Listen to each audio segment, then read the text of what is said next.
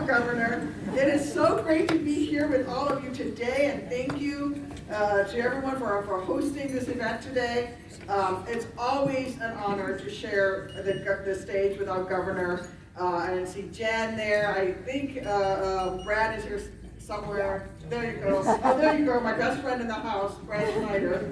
I just got to say, you have got a very tight, very close-knit federal team representing you in Washington. Jan has been my mentor since I first ran unsuccessfully in 2006 and told me to pick myself back up and run again, and so I ran again and won. And here I am here today. She's my North Star, and Brad was my best friend when I was over in the house, and I tell the story every chance I get because it embarrasses him. But the kind of guy that Brad Schneider is the kind of guy who thinks about everyone. And we were living in the same apartment building in D.C. And I was coming home to do my National Guard duty, so I was come back to do my National Guard duty. I was back in Illinois in Springfield doing my National Guard duty, and it was about 3 in the morning and I got a call, and it was Brad. And he said, Tammy, the fire alarms are going off and we're all outside. Are you trapped in your apartment upstairs? Because we were in the same apartment building. And he remembered that I was there and that I was not able to walk down all those flights of stairs, and he was going to come up and carry me down. And I was able to tell him that I was in Springfield, but this is the kind of guy he is. He remembers and he thinks about everyone, and that he brings that to his work every single day in Washington.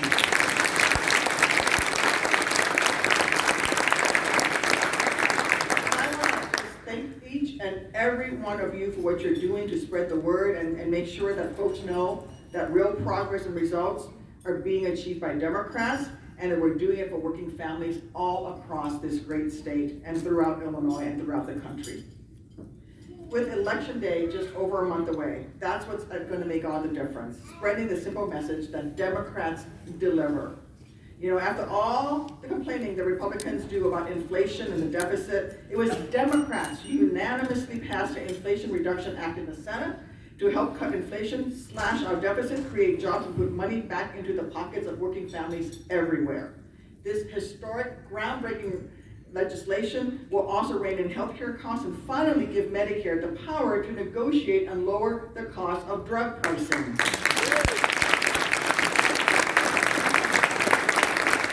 For our seniors who are on Medicare, there's now a $35 a month cap on insulin and a $2,000 a year annual cap on out-of-pocket expenses. Finally, our seniors will no longer have to choose between insulin or their rent or insulin and their food. And Democrats delivered that.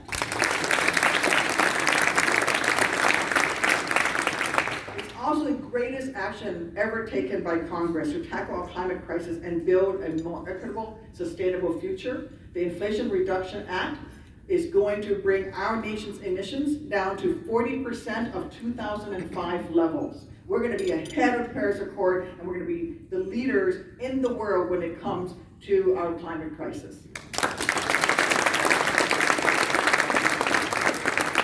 And not a single Republican voted for any of it. They didn't vote for the $35 insulin cap. They didn't vote for the $2,000 a year annual limit. They did not vote to make sure that we achieve real action on climate change in a way that's going to grow our economy and put Illinois right on the map, because we are the leader when it comes to a green future. People think of California and other states. No, it's right here in Illinois. We are the largest producers of biofuels, ethanol, and also biodiesel. We have more nuclear station power units than anywhere else in the country. And those nuclear units, in addition to our 2 jewel in the crown of our national laboratories, Fermilab and Argonne, are developing new ways to reuse spent nuclear fuel to make it cleaner and get rid of some of that spent nuclear fuel in order to provide a green energy future.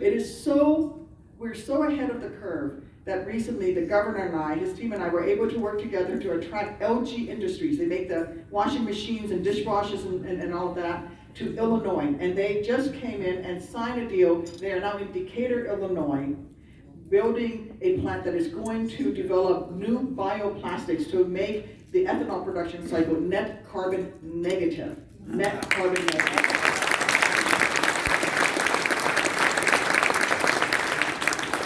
Additionally, our American Rescue Plan continues to boost our economy with record job growth and record low unemployment. And I just want to talk about how important it is that we elect Democrats up and down the ticket. You know, Illinois is #1 in the country when it comes to getting money from the bipartisan infrastructure deal that Dan and Brad and I worked so hard to get through in Washington. But here's the deal, had our governor not put our state budget in order, had our governor not passed a capital budget before we even got to the bipartisan infrastructure deal, we would be scrambling to catch up. But because we had our budget in order, because we had that capital investment plan in place, and the federal dollars started flowing, and the Department of Transportation said, who can come up with your 20% state match for the 80% of federal dollars? We were able to say, right here, Illinois, bring it here. And we are starting those infrastructure projects all over this great state. Thank you, Governor Pritzker.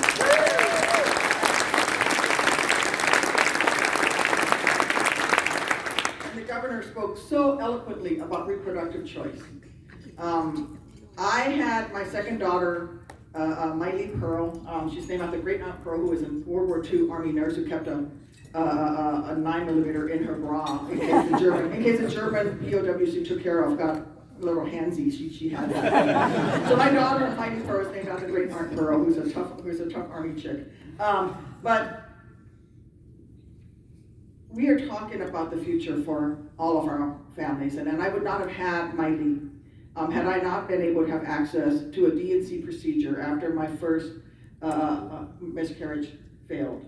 And I would not have that beautiful rainbow baby today without the process of IVF. And had I not had reproductive choice, I would not have that beautiful girl or either one of my daughters. And I am so proud to be in a state that believes in a woman's right to make her own decisions and who truly believe that it is between a woman and her doctor what she does.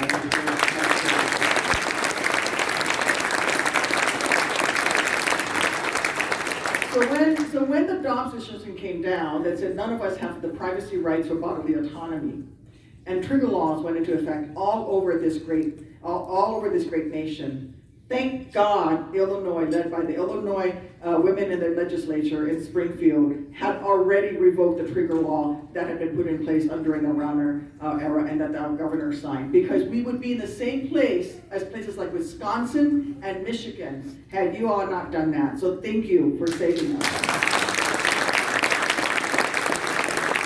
Wisconsin right now, their trigger law put them back to a law on reproductive choice that was written in the 1840s. This is where they've gone back to. And thank God we elected J.B. Pritzker when we did. Thank God we have the majority and that we were able to make this happen, because when the Dobbs decision came down, Illinois, which already was, but we became even more of a place of hope for women all across the country. I've been in Granite City at Planned Parenthood and other clinics downstate. We have women coming from Texas just to get an IUD inserted. Because it's not just about abortion. It is about reproductive freedom. It is about access to contraception. It is about access to IVF and all of those very personal decisions that, unfortunately, at the Senate in Washington, D.C., Lindsey Graham thinks he knows better than you about. He has now introduced a bill that would be a nationwide ban on access to abortion. And he has set the time limit at 15 weeks. And when Lindsey Graham was asked, well, why did you choose 15 weeks? Was it a medical decision? Were you advised? Was there experts who told you this? And his response was, no, it just seemed right to me. So now Lindsey Graham is making decisions about women's reproductive choice. And my opponent in this, Kathy Salvi, is on the record saying that she does not support access to abortion in any cases, with no exclusions, including rape, incest, or to save the life of the mother. And when asked recently when we had a joint candidate forum if she would support Lindsey Graham's abortion ban, she would not answer that question. The choice is clear.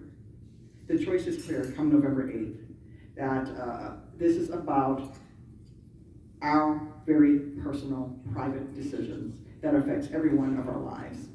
You know, if we want to build a better world for the future for our children, we need to elect leaders who are willing to roll up their sleeves and help working families, not people who are focused on taking away our rights and our freedoms.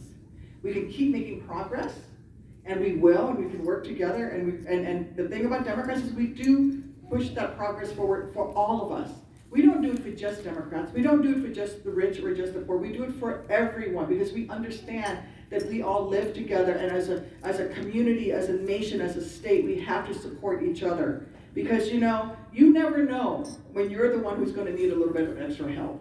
You never know if you're going to be the one like my dad was, who lost his job, a great job he had in his 50s, but then he went for 5 years and couldn't find additional employment. And we went from being upper middle class to me being hungry and not sure if I would eat at night when the food stamps ran out at the end of the month. But were it not for those programs that were there to support me, were it not for the investments in public education, I would never have been able to graduate high school. I would never have been able to go on to serve my country in uniform.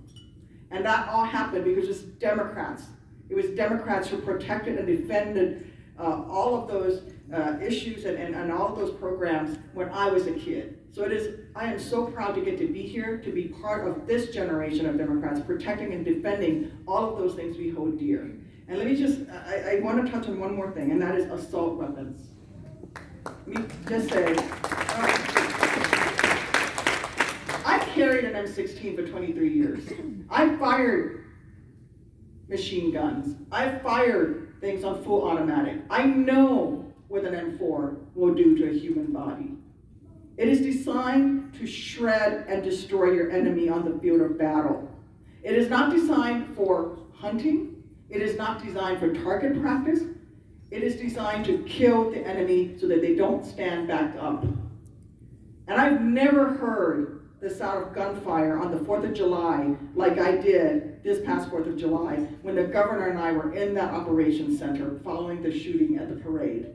And I heard what to me were sounds of combat.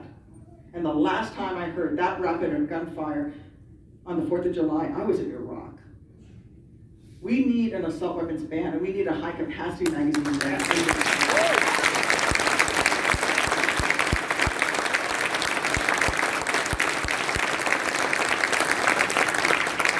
Because our kids deserve to go to school without being terrified whether or not they will come home that day. And I don't want to be scrolling on my phone looking for ballistic-proof ballistic shooter backpacks to send my kids to school with. That's not the kind of world I want my 2 girls to grow up in. So I hope that I can count on your support this November 8th to support everyone up and down the ticket, because we have to, the future of this country, the future of the world depends on us, on Democrats controlling the Senate, Democrats controlling the House, we maintaining our leadership in the Illinois legislature, because it all ties together.